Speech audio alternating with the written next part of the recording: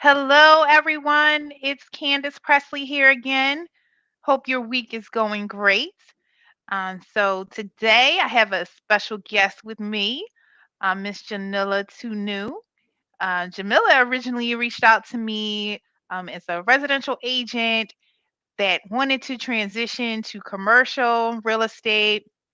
So we had a session a couple months ago. I know it was warm outside, right? Hmm.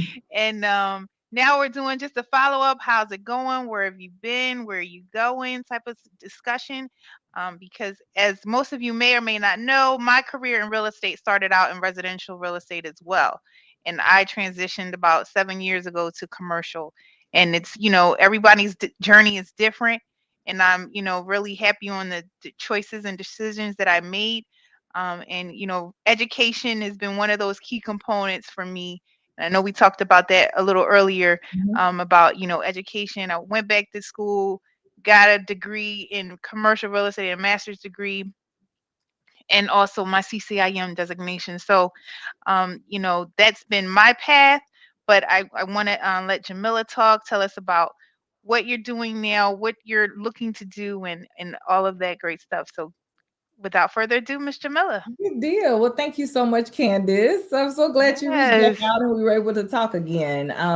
But yeah, I was very intrigued by your journey. I think a while back, I saw you actually interview, and I can't even remember who it was that you were interviewing with. And I reached out to you to just because at that time, I was just really trying to explore. So of course, going back, COVID was kind of, the catalyst for me getting into commercial. So Okay. I'm a realtor in residential. And then COVID happened. And so I was heavy on the buyers, and so Mhm. needless to say, after, dealing with a couple of clients and I was real good at my buyers process. We went out one time, one contract, we were one and done. I was really good at my processes. Okay. So when COVID happened and then it kind of the market started to shift, I found myself my dollar per hour went down tremendously because I was going out 3 and 4 times. I was having to write contracts 3 and 4 times. And so it was Mhm. just a lot. I found myself almost making less than minimum wage. I mean, it really got that Wow. bad, trying to do that. So I was like, okay, it's got to be a different way to do this. So I started to AEXP actually introduced the opportunity for residential agents to learn about commercial because they opened a commercial brokerage.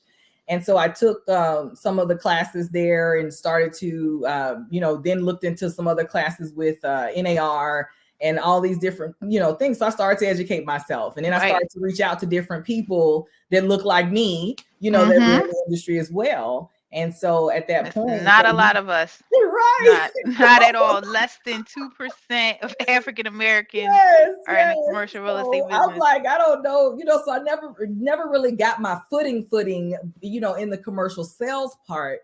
But actually I ran into someone introduced me to the commercial lending part. And so I wanted Great. to be able to do a little traveling because my husband just retired. I want to be able to travel with him and it just fit. And so it still allows me to work with investors. It still allows me to be in the world. It's just on a different side, and I absolutely love it now. That's But I do great. want to get into some more sales and do some investing on the commercial side, more personally learning, going through and helping other people so I can learn on my personal side. So Okay. So, and I do remember what publication it was. It was Tamika Bryant. I think I spoke on her oh show, yes, right, yes. about CCIM. Yeah, I love Okay. Tamika. She's Hmm. so busy. Oh yeah. So definitely we're on the right track getting that education. I'm really glad, that you did, do some research because it is a different world. So Oh tell me goodness. about some of your products, your lending products. Well, I like to say if your banks can't do it, I can. Okay. I've got sources that can. So if you've got anybody that, can't get the traditional funding, then we do. I actually do QM and non-QM money. So that's qualified, the qualified money. So if you Mhm. need, for those that are not bankable for whatever reason, I've got one client I was working with, got millions of dollars with Chase Bank, but because the building he wanted to invest in did not have he wasn't going to occupy, they weren't going to fund it, so he came to me for that. So this little deals like that. So we can do residential, non-owner occupied residential. So that's the, so it has to be under a business. Okay. And we can do commercial and business loans. So any of those solutions, we can pretty much help find it. I work with well over 300 different lenders. So we can find somebody to help out. Great. And you can do some construction financing in there as well? Absolutely. Construction financing, we can do. A lot of our lenders prefer that you have on that construction side experience, or somebody on the team with experience. Right. So that's the key. That's the key to the construction piece. A lot of people, I want to do a construction loan, and the first question they ask is, "What's your experience?" That's right off the top. Yeah. And any kind of experience or any kind of headway with the SBA loan? So like I heard you mention about a occupant, because I have a call right after this with a client who wants to buy a building and he's going to occupy part of it and then rent out the rest. So anything like that? Well, we can do those. SBA just requires you have occupy 51% of the building, and you can rent out the rest. So that's the main thing. SBA will always have more favorable rates.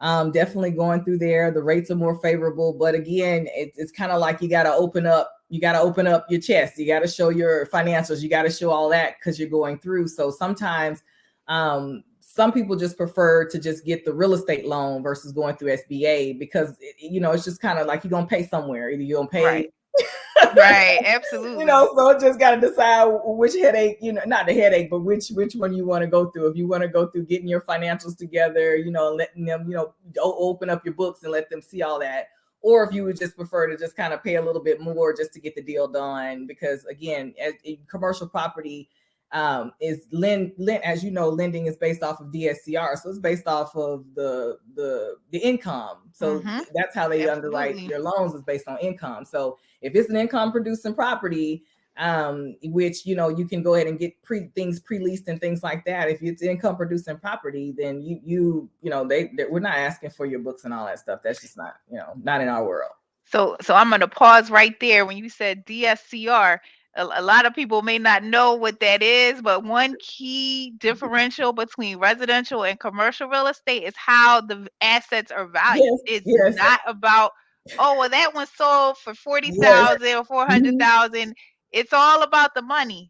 Yep. So tell us what the DSCR, tell our friends what DSCR stands for. It's basically just your debt service ratio. So it's a ratio between how much money you're having to spend on it, which is your debt service, and then how much money you're making in your income. So it's a ratio. And you want that ratio to be more than the most attractive ones are usually more than 1.25% when you do the math. So and that just shows that you have room after you pay your mortgage, and they don't want you to be, I guess, what we would call in the residential world, you don't want to be house poor. So they don't want you being able to afford the mortgage and you can't do anything else. So that's why they do the debt service ratio. And but the commercial world is just a whole other animal. I mean, there's very little things that you can compare commercial and residential. Yes.